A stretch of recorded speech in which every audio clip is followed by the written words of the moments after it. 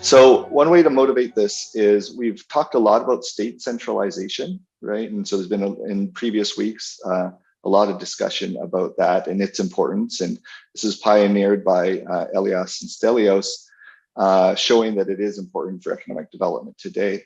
So one way to think of state centralization, though, which is the definition is levels of political authority beyond the local community, right? So is that it's one social structure, right? But if you look in many parts of the world, including societies within Africa, but also in Asia, there are other social structures which are also extremely important, right? And these actually often take a corporate form. In other words, that they determine the rights, obligations, use rights over land for different groups, okay? And so if we think about these characteristics, one is family structure, right? The other is kinship or lineage organization. And the other one is age-based organization. So examples of family structure, which have been studied in the anthropology literature are, well, are families polygamous? So do you have something like polygyny where husbands can have multiple wives? Or is the family structure monogamous? Do you have nuclear families? So the primary family unit is the husband, wife, and the children, or are extended families or broader lineages important? Is there matrilocality, patrilocality, so that the family unit lives with the parents of the husband or the wife, or neolocality, where they live on their own? Okay. With kinship and lineage organization, you can have a big distinction in the anthropology literature is kinship patrilineal, so that kinship is traced through males, or is it matrilineal, so that kinship is traced through females? We'll talk a lot more about this.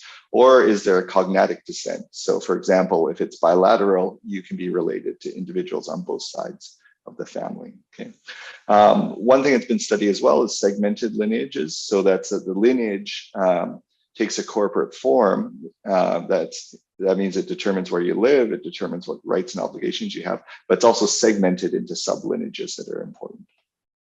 And then the final social structure, which has been studied in the literature and is important to anthropologists, is horizontal. So these other social structures are vertical in the sense that groups are formed through vertical family structures. But you can also have horizontal structures where individuals form a group horizontally with other individuals who they're not related to, but they're the same age, right? And these are called age sets. And an age set belongs to a particular age grade, and they might progress through life through different age grades. Okay, so this is basically just a very, very quick overview. I can't go into detail about this, about the important social structures in the anthropology literature. So there's a few points I want to make during the talk. And so the first point that I want to make when we're thinking about kinship and social structure is basically, I want us to be aware of a particular Western perspective, right? So it's very natural for scholars from Europe or from the West to look at other locations and say, and compare those to what's happening in the West. So family structures, cultural traits, for example. And even in certain disciplines, so I would say behavioral economics, psychology, it's even worse to some extent, right? So, and what often happens in these disciplines is you'll look at participants or undergrads from a Western university, Western European or American university, and you'll kind of measure psychological characteristics or behavioral characteristics, and then you'll assume that this applies universally to the whole world, right? And so you say this is a human trait. And so there were a number of scholars recently, and these are articles here in 2010, who pushed back against this, that said this isn't right.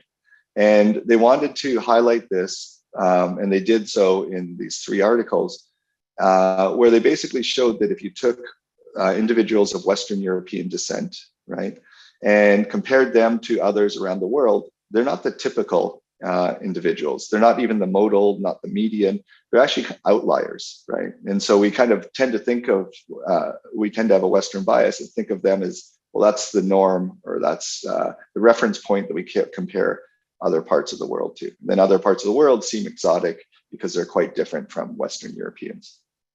So they coined this term WE.I.R.D, so Western, educated, industrialized, rich, and democratic, right? And so their point is that Western Europeans are weird, that they are exceptional, and that we should take this into account or recognize this when we're studying different cultures around the world. Okay, so I think this is an important point, particularly when we're thinking about kinship, right, and lineage and family structure. We can look actually at traditional practices, traditional traits of kinship and family and social structure. So to do this, with the co-author Paolo Giuliano, we've taken the ethnographic atlas, or sorry, the Ethnologue, which is a map, a contemporary map of the world today. And it has mapped all of the 7,000 languages and dialects around the world. Okay, and this is the map here. And so one thing to think about here is, well, what are all these little polygons? So certainly within the African continent, you're going to have different languages and dialects. And this does a very good job of picking up different dialects. The US might seem strange, but what this is these are indigenous populations, right? So Native American populations that have different languages. And then the largest polygon here is going to be English, right? The vast majority of people speaking English. Similarly in Canada. In Brazil, the largest polygon is going to be Portuguese. Okay, so what we've done is we use language as a way of connecting people to their ancestors. Okay, so it's a vertically transmitted trait, and we've linked these 7,000 languages to the Ethnographic Atlas, which is a database, and some scholars have already mentioned this in the course. It's a database of about 1,300 ethnic groups, and for those 1,300 ethnic groups, we have a host of information about characteristics about those ethnic groups. So, for example, one of the ethnic groups in the Ethnographic Atlas is going to be the Portuguese, and so you can link characteristics of them to all groups around the world that speak Portuguese. Similarly, the English, etc. So once you do this, then you can take an average of all individuals within a country, and you can calculate for any trait, basically the fraction of individuals within that country who have ancestors, right, or who belong to a language group, an ethnic group that traditionally had certain practices. Okay, so here what you can see is the proportion of the population with ancestors that belong to an ethnic group or a language group that traditionally had independent nuclear families. Okay, so this is the global distribution, and this is from the perspective of today, which I think much research undertakes, right, particularly in the social sciences. You can see, if you just took a quick glance at this, you might say, well, the African continent is different, right? Particularly if you're a Western researcher from Europe or the US, you might say, oh, well, Africa is different. Right. But if you look a bit harder, you can say, well, no, that's not quite right, because the variation within this continent, that seems to be somewhat similar to the variation in the Middle East, in South Asia, in Asia in general, and even in Southeast Asia. And if you zoomed in into these Polynesian islands, right? So it's not that the African continent is different. So think about, well, what is, driving this variation? Another way to see this is, well, what's different is Western Europe. There really is no variation, right? It's all nuclear families, right? Whereas the rest of the world seems to have some variation, the extent to which you have nuclear family rather than extended family, right? But then what's happened is, well, we know that through colonization and settlement in various parts of the world, that a lot of the populations elsewhere in the world have Western European descent. Right. So this is why you have these other parts of the world, which are also dominated by ancestry that is based on nuclear families. Okay. So that's one point. It really is Western Europe, which is different. Okay. And that's consistent with, again, the point made by Joe Henrik. I just want to flag this again, this is really motivated from actually my hearing Dr. Ehret's first lecture. And he had one sentence there, which I think was important. He says, where you stand determines what you see. And so too often research, you're standing in Europe or you're standing in the US, and then you're looking at the African continent, right? And so I think in the past, this is what was done, and I'll provide some examples of this actually, where anthropologists from Europe or the US are studying these other societies that kind of, to them, they're perceived as strange or exotic. But when you actually look at the global history, it's Western Europe and weird cultures that are the ones that are exceptional, right? And so to some extent, I think, and Dr. Ehret suggested this, or talked about its importance, is to stand within the African continent or to stand within the society that you're studying and to look at the world from there, right? This is a kinship system or a family organization. A triangle indicates males and a circle indicates females, and color indicates, are you part of the same family unit or lineage? Okay, so here, these are the children of this husband and wife, or man and woman, and the children are belong to the same lineage as the father. Okay, and the wife was born into another lineage originally, but then at the time of marriage moved in to the lineage of the husband, right? So you think of the wife even as being blue. Okay, and so all these individuals are related as viewed through the lineage system. Okay, so with matrilineal kinship, it's slightly different. Here, these are the children born to a husband and a wife, but you can see the children are a different color than the husband in this case. Okay, so they belong to the same lineage as their mother. They also belong to the same lineage as their aunt and who's unmarried, and in this case, and their uncle. Okay, but they actually don't belong to the same lineage as the father. Okay, so the father, so here's an example here. Here's a father who doesn't belong to the lineage of his children, but he belongs to the same lineage as his nieces and nephews. Okay, so if you think about in the two systems, for children, who's the most important male figure in their life? Here, it's the father. The father might provide resources, education, etc. Here, the most important male figure is the uncle, right? And so this was studied, and from a Western perspective, right, just because we're used to a patrilineal system, the matrilineal system seems different, right? And anthropologists of the 20th century were perplexed by this. So there's a number of articles which write about this explicitly, or books, Robin Fox, Audrey Richards, and their point was that matrilineal creates conflicting allegiances within the household. Okay, so again, from a Western perspective, remember, the nuclear family is super important, right? So then these scholars came and they said, well, here, let's look at the nuclear family. This is strange. The husband belongs to a different lineage than everyone else in the family. And the husband has different allegiances than everyone else in the family, right? And so that immediately led them to ask, well, why would such a system ever emerge, right? Matrilineal creates conflicting allegiances within the household, right? And so then this was termed by them the matrilineal puzzle. Okay, so it's just a puzzle, but why does this exist? Okay, and I don't have time to go into it, but there's actually a lot of logical reasons why matrilineal kinship would exist, right? So one is paternity certainty, right? So these children are guaranteed, or that they're related to their uncle. Okay, depending on what the social customs are, there's no certainty that the children are related to their father, right? So they're related to the uncle because we know that they're related to their mother, and we know that the mother is related to the mother who's related to the brother. Okay.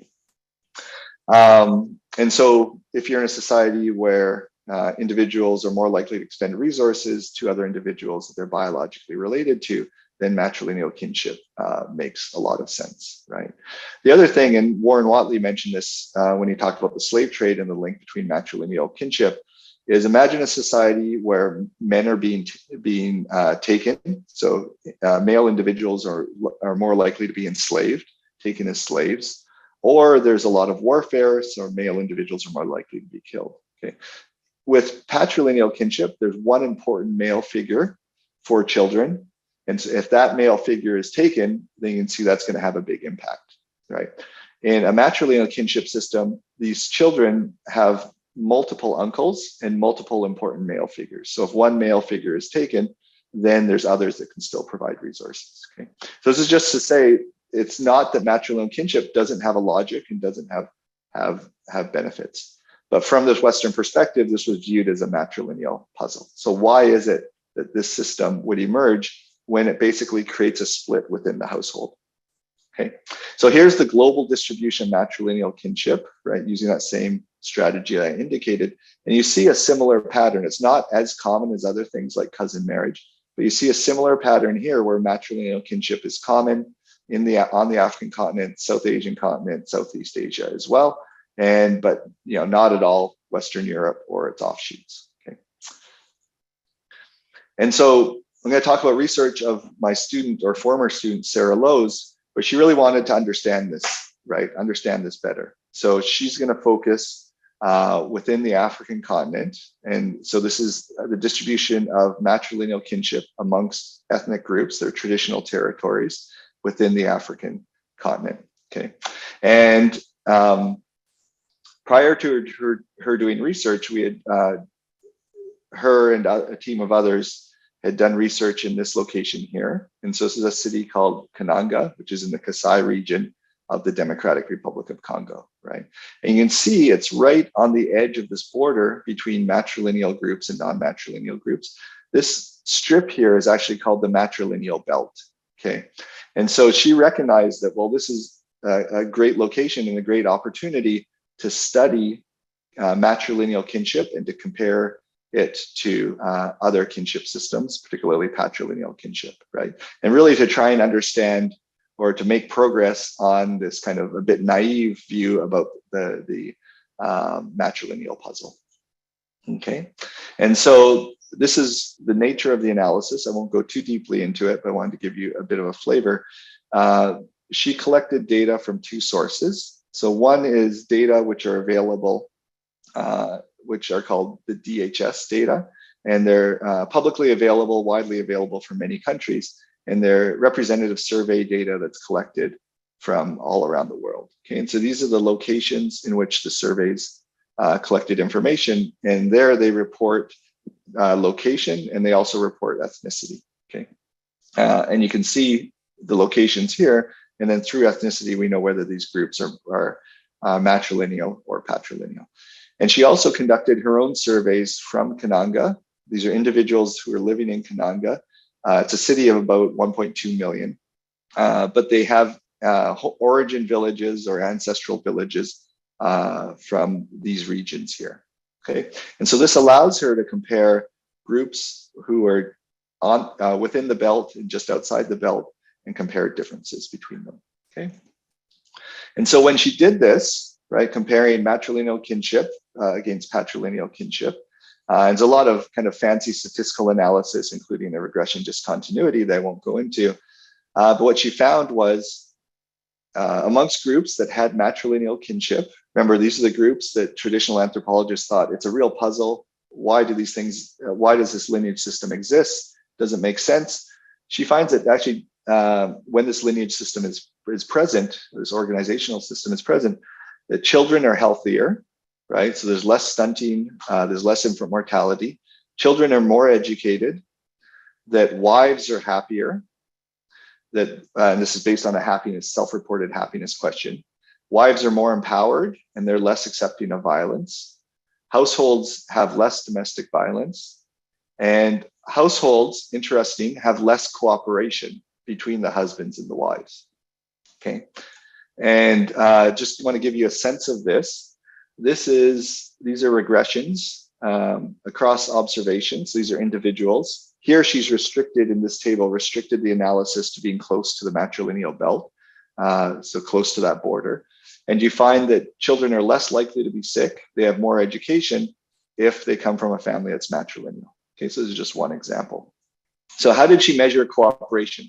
So I just wanted to provide some sense of this. So because this is kind of increasingly common within this literature, is to use experiments to understand people's values, beliefs, actions. And one thing about, remember about the W.E.I.R.D critique is that what's happened in the past is these types of games were played, but it was only with university students, which were from European and American colleges, basically, right? And then this would be extrapolated to the rest of the world and viewed as universal human behavior, right?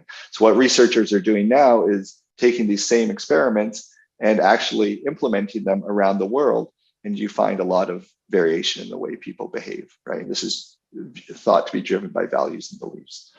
Okay, so what she implements is, this is, I think, pretty novel and innovative, is a two-player public goods game. And so husbands and wives are playing against each other in this game, or with each other. Okay, so it's a cooperative game to some extent. And they make decisions separately and in private. So each is going to roll a dice or a die, and that's going to determine their endowment. So they have equal probability of having 1,000 Congolese francs or 1,500 Congolese francs. Okay, this is equal to about $1 or $1.50 US at the time, right? But it's a fair amount of money.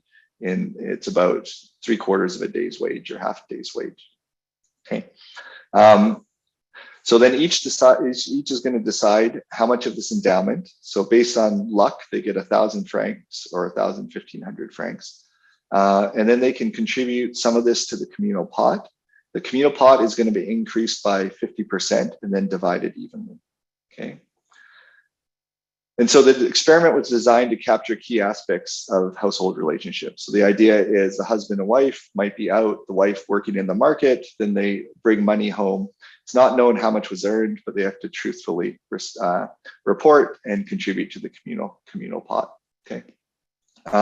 So what happens here, though, is when a participant receives 1,500, that endowment, the participant can always claim that they only received 1,000, right? So they could tell their partner, I've only received 1,000, but I gave you the full 1,000, right? So they can actually keep some of the money for themselves and not contribute everything to the communal pot. So she finds that when participants receive the large amount, that they do contribute less to the communal pot, but only if the participant is a wife, so only for the wife of the two, and only if she's from a matrilineal ethnic group, right? So this is a sense in which she finds there's less cooperation by this measure amongst women belonging to matrilineal kinship groups, okay? But what does this mean? So you can think about, and this isn't proven, but this is kind of her best guess, is in reality, less cooperation means less resources controlled by the wife in matrilineal kinship groups. And this is in part because she has the support of brothers. And so less resources controlled by the wife. And then that means more resources for children and more resources for their health and potentially for their education, right? And some of the education effect might come from the fact that education is supported by the uncles.